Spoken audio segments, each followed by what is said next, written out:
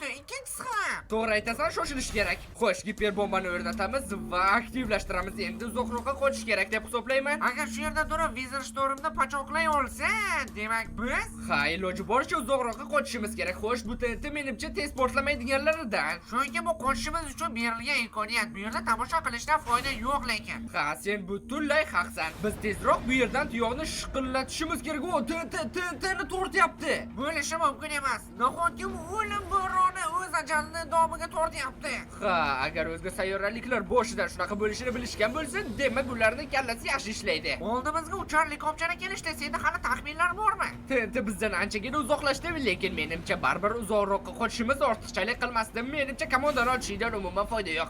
Shunchaki qochishimiz kerak, shunchaki qochishimiz kerak. Umid qilamanki bu giperbomba deganlari dam tortib qolmagan. Menimcha unday emas. Hademay giperbomba portlatish kerak. Shuning uchun yaxshi uzoqlashamiz.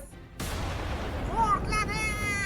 Hech narsani ko'rmayapman, hamma yer oppoq. Nahotki bomba shunchalar kuchli edi? Biz o'ldik menimcha. Yo'q, hali jo'rlarimiz turibdi. Menimcha shunchaki bomba juda ham yorug' portladi. Men shunga ishongim kelyapti. Ha, tushundim. Biz o'lmadik. Ko'rib qoldik. Nimadir ko'rildi. Nahotki biz bo'ronni yutdik. Bo'ron qulayapti qishloqqa.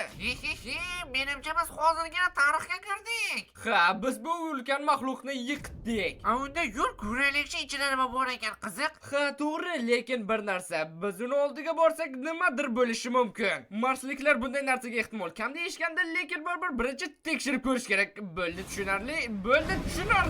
Biz tarixdagi eng omadsiz odamlarmiz. Biz Marsga yetib kelguncha bu qora bo'ron giperbombadan o'lmaydigan darajada kattalashib ketibdi. Nima?